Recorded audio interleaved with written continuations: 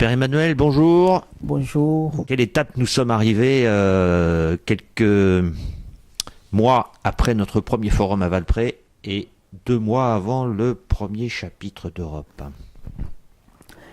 Il me semble que présentement, nous pouvons dire que le chapitre provincial est déjà en marche. En ce sens que, là nous avons presque discuté du contenu, mais aussi de la forme du chapitre. Là, je repars heureux parce que maintenant, il me semble, le programme est plus ou moins clair. Même si le chapitre est, comme on dit dans la vie religieuse, souverain par rapport au contenu même du chapitre.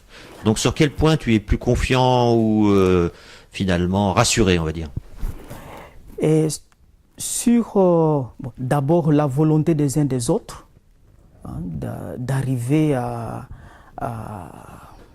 se vivre ensemble dans une seule province, comme frère, comme fils de Dalzon. Et puis, deuxième point, alors là je touche la question du contenu, les statuts.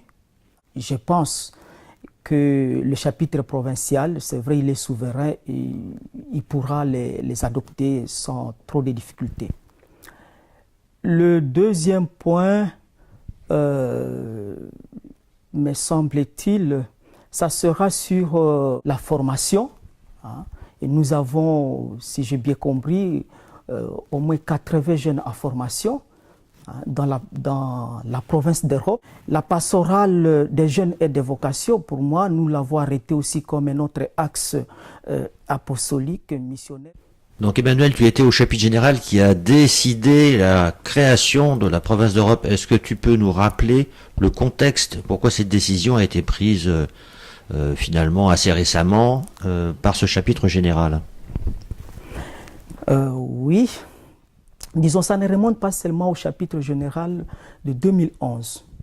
Il faut dire que depuis le chapitre général de 2005, l'ancien supérieur général, Richard Lamoureux, il réfléchissait beaucoup sur ce qu'il appelait la restructuration de la congrégation. Et cela particulièrement pour deux raisons. Il y avait la diminution des membres dans les provinces, si je peux les appeler comme ça, les provinces mères. Et il y avait une forte augmentation dans certaines provinces, entre guillemets, de mission. L'Europe partira la première et d'autres provinces, nouvelles provinces suivront, c'est ça que ça veut dire? Oui, c'est ça ce que ça veut dire, mais pas peut-être de la même manière et avec le même visage. Tu as l'occasion de voyager dans les autres provinces assomptionnistes. Comment la constitution de cette province d'Europe, à ton avis, ou d'après ce que tu entends, est accueillie ou redoutée ou au contraire soutenue? Il y a dans certaines, j'ai entendu dire des religieux qui disent mais ça arrive un peu tard.